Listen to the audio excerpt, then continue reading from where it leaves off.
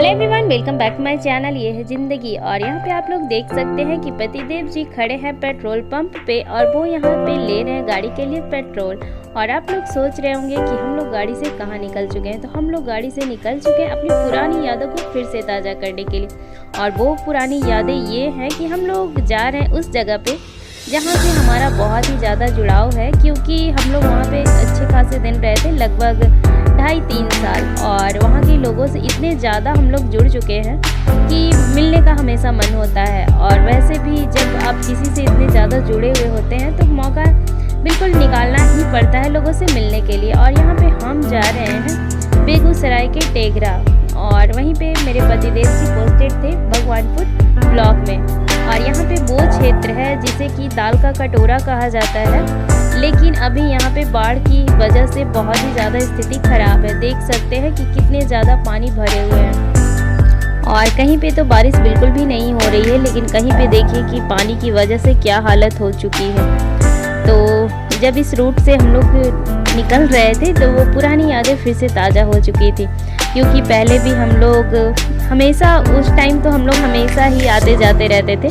तो ये वाला जो पुल है वो बहुत ही ज़्यादा दिल के करीब है, क्योंकि इस पुल के नीचे से जब भी हम गुजरते थे ट्रेन से तो यहाँ का जो गंगा नदी का पार्ट है वो बहुत ही खूबसूरत दिखाई देता है, बिल्कुल समंदर की तरह। तो इस जगह पे आने के बाद फिर से वही वाली फीलिंग्स आ चुकी थी। और ये जो पुल है इसका नाम है राजेंद्र पुल। और इस पुल के नीचे से जो ट्रेन गुजरती है वहाँ से अगर आप नज़ारा देखेंगे इस गंगा नदी का तो वो और भी ज़्यादा खूबसूरत लगता है, बहुत ही ज़्यादा खूबसूरत है। और अगर रात में ट्रेन से यहाँ पे क्रॉस करेंगे तो वो नज़ारा तो वाकई में बहुत ही ज़्यादा काबिले तारीफ़ होता है, क्योंकि लाइटिंग इतनी ज़्यादा खूबसूरत लगती है। और कभी कभी जब स्नान वगैरह का सीज़न होता है, जैसे कि कार्तिक हो गया, कार्तिक पूर्णिमा हो गया, इस टाइम पे तो बहुत ही ज़्यादा भीड़ होती है। वैसे तो हमेशा ही यहाँ पे भीड़ भाड़ होती है, लेकिन कार्तिक के टाइम पे यहाँ पे बहुत ही ज़्यादा भीड़ होती है।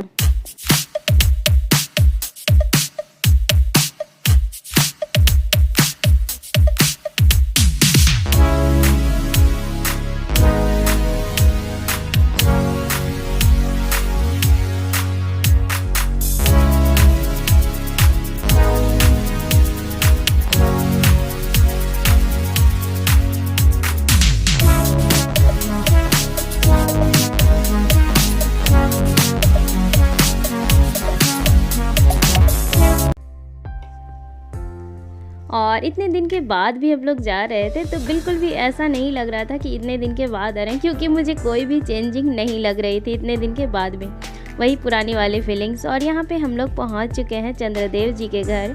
और ये बहुत ही मेहनती व्यक्ति हैं और साथ ही साथ ये जीविका से भी जुड़े हुए हैं। तो यहाँ पे देख सकते हैं कि इनके घर में अभी मिट्टी का काम हो रहा है, यानी कि यहाँ पे मिट्टी की मूर्तियाँ बनाई जा रही हैं तीज के लिए। तो तीज के 2 दिन पहले ही मैं यहाँ पे गई थी, इसलिए ये सारे काम यहाँ पे हो रहे हैं। और चंद्रदेव जी के घर से निकलने के बाद हम लोग पहुँचे हैं फिर से भगवानपुर के महेशपुर पंचायत में। और यहाँ पे ये 4 CM हैं। तो यहाँ पे पतिदेव जी हैं, उसके बाद है बबीता जी, शोभा जी, इंदू जी और संगीता जी। तो इन लोगों से भी बहुत ज़्यादा हमारा लगाव था, क्योंकि ये लोग हमेशा घर पे आते थे कभी कभी और कुछ ना कुछ हमारे लिए लेकर के आते थे। तो गांव की कुछ चीज़ें जो होती हैं वो बहुत ही अच्छी लगती है, जैसे इंदू जी के हाथ की दही हम लोगों को बहुत ही ज़्यादा पसंद थी। और कभी कभी बबीता जी भी लेकर के आती थी दही और साथ में कुछ हरी सब्जियां। तो वो सारी चीज़ें ही हम लोग बहुत ज़्यादा मिस करते हैं। और यही वजह थी कि घर से तो हम दूर रहते थे, भले ही नज़दीक था लेकिन फिर भी हम लोग घर से दूर ही थे। लेकिन फिर भी हमें बिल्कुल भी एहसास नहीं होता था कि घर से हम लोग दूर है, क्योंकि इन जैसे लोगों का साथ हमेशा होता था। कुछ भी छोटी मोटी ज़रूरत होती थी तो हम लोग जब भी इन्हें आवाज़ देते थे ये लोग आ जाते थे। तो यही सारी चीज़ें जो हैं वो हम लोग अभी भी मिस करते हैं। लेकिन फिर से जिस जगह पे हम लोग आए हैं वहाँ के लोग भी काफ़ी ज़्यादा अच्छे हैं, सपोर्टिव है, फ्रेंडली है, तो अच्छा लगता है।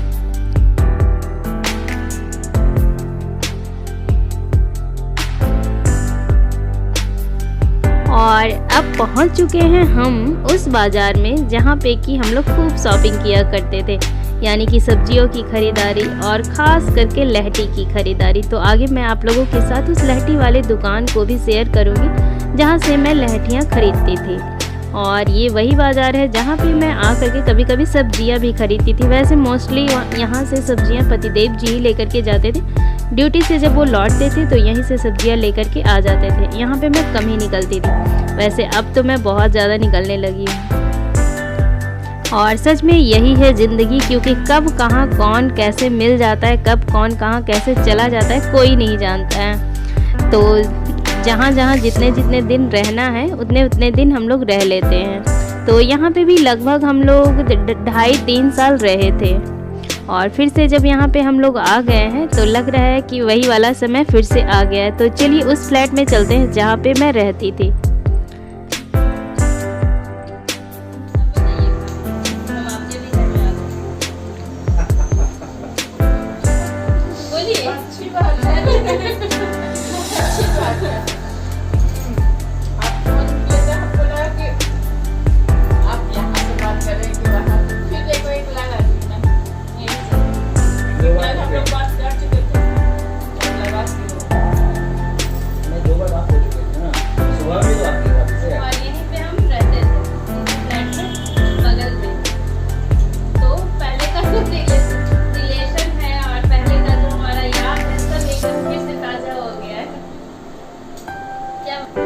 बहुत अच्छा लग रहा है, हम लोग को भी लग रहा है कि फिर से वही वाले फ्लैट में चले जाए।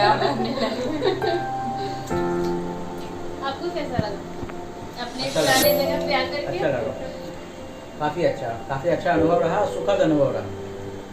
आज पूरे दिन हम लोग यहीं पे और भाभी के घर में गई, उनके फ्लैट में गई और उनकी जस्ट अपोजिट साइड में मेरा भी फ्लैट था। और उस टाइम मैं ब्लॉगिंग नहीं करती थी, इसलिए वहाँ की कोई भी वीडियो मेरे पास नहीं है। तो यहाँ पे अब हम लोग आ चुके हैं लहठी वाले दुकान में और यहीं से मैं हमेशा लहठी खरीदती थी और अक्सर भाभी के साथ ही शॉपिंग किया करती थी लहठी की, क्योंकि हस्बैंड जी तो कभी भी नहीं गए हैं लहठी वाले शॉप पे। वैसे भी ये सारी चीज़ें जो है वो फीमेल्स ही अच्छी तरह से खरीद सकती हैं। तो जब इतनी दूर आ ही गई थी तो लगा चलो लहठी भी खरीद लेती हूँ। और यहाँ से कुछ लहठी वगैरह खरीदने के बाद फिर हम लोग घर लौट चले। और इस 15-20 दिनों में जितने दिन मायके रही, इस बार खूब मस्ती हुई है और खूब सारे ब्लॉग्स भी मैंने बनाए हैं। लेकिन सारे ब्लॉग्स मैंने अब तक आप लोगों के साथ शेयर नहीं किए, क्योंकि एडिटिंग का टाइम बिल्कुल भी नहीं मिल पा रहा था। कहीं यहाँ जाना है, कभी वहाँ जाना, इसी चक्कर में हम लोग रह रहे थे। तो चलिए धीरे धीरे करके इसी तरह से मैं सारे ब्लॉग्स आप लोगों तक शेयर करती रहूँगी। तब तक के लिए bye bye. Thanks for watching my videos and my blogs.